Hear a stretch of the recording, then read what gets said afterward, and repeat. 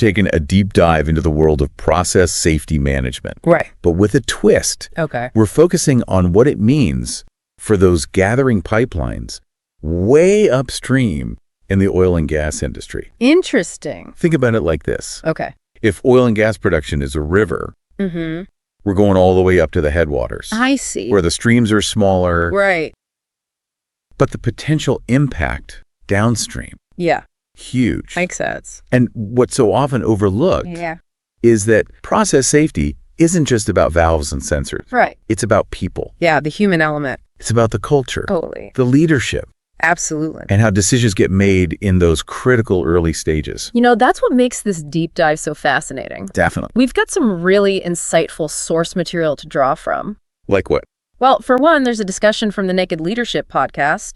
Oh, I've heard of that one. It really digs deep into the challenges of leading in high-stakes industries. I can imagine. We're also drawing from the expertise of a veteran engineer. Oh, He's worked extensively with pipelines, nice. but what makes his perspective even more interesting is that he also works as a leadership coach. Oh, wow. So he's seen both sides of the coin.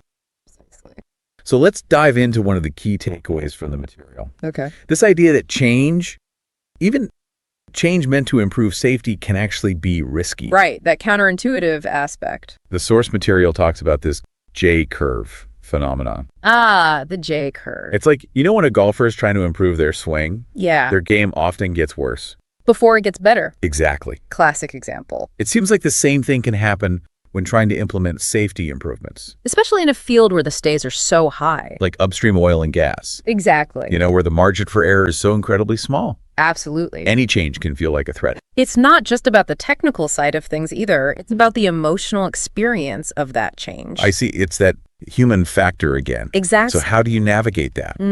That's the question. How do you get people on board with changes? Yeah, Changes that at first might feel disruptive, right. even if ultimately they lead to a safer operation. Well, one of the key insights from the material is that you need to prepare your team for that initial dip. The dip in performance. Yeah, help them understand that it's normal. That it's part of the process Exactly. and that things will improve in the long run. And you know what else helps? What? Celebrating those small wins along the way. Oh, yeah. I bet that makes a difference. It keeps morale up. Keeps the momentum going. Exactly. The source material also highlights some pretty powerful examples Oh, yeah. of what can go wrong when process safety breaks down. Oh, like what?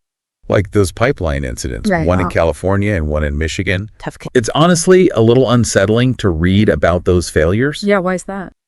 because they were largely due to communication breakdowns, Really? missed conversations, assumptions about authority. Oh, It seems so basic, right? you would think. But those human factors were at the root of these incidents. It makes you think, what kind of leadership is needed to create a culture where it's safe to have those tough conversations? Exactly. Even when those conversations challenge the status quo, It really makes you question those traditional ideas about leadership. that command and control model, Right. it just doesn't seem like the most effective approach in these situations. You know, the source material actually challenges that top-down approach. Really? It suggests that true leadership is about creating an environment where people feel safe. Safe to do what? Safe to ask questions, Yeah. challenge assumptions, and admit when they don't know something. They use this term psychological safety, Right. which is a really interesting concept.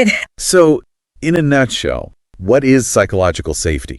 Well, it's the shared belief that it's okay to take interpersonal risks, Like what? like admitting mistakes or challenging ideas Okay. without fear of negative consequences. So it's not just about having rules and procedures in place. Right. It's about fostering a climate where people feel empowered to speak up, Absolutely. even if it means questioning those rules or procedures. Exactly. That's powerful. You know, it reminds me of the Challenger disaster. Oh, yeah. The engineers, Yeah. they knew about the potential problems with the O-rings, Yeah. but they didn't feel empowered to voice their concerns. And we know how that ended. It's a stark reminder of what can happen when psychological safety is absent, Yeah, especially in those high-stakes environments. like upstream oil and gas. You know, this all reminds me of a story Okay. from the source material What's the story? about an engineer who was brilliant, but he always needed to prove he was the smartest person in the room. I've met those types. His manager took him aside and told him this story about being in a pirogue.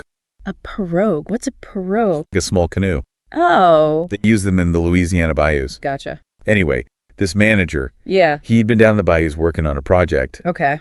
and he got lost in the swamp. Oh, no. He was with this local guide Right. who didn't have any fancy engineering degrees, Right. but knew those waterways like the back of his hand. Oh, makes sense. The point of the story Yeah. was that even if you're the smartest engineer in the world, you need that local knowledge, Yeah. a different perspective Right. to navigate complex situations. Good analogy. It really highlights the need for both humility and confidence in leadership. Right. Absolutely. You need the humility to recognize you don't know everything, Right. and the confidence to trust others to bring in those diverse perspectives, Yeah. even if it means admitting you need help. So how does that translate to, say, a pipeline inspection team? Interesting question. Who's the smartest guy in that scenario? And who's the local guide? I like that. How do you make sure they're working effectively together? Well, let's dive into that a bit further. Okay, so we've been talking about how vital it is to create a culture where people feel safe to speak up, even if it means challenging the boss. Exactly. And the source material really emphasizes that leaders have got to walk the walk. Meaning, it's not just about talking about safety. It's about how they actually behave. Yeah, it's about how they show up every single day, how they interact with their team, and how they respond when things get tough. And one of the most important things a leader can do is be vulnerable. Absolutely.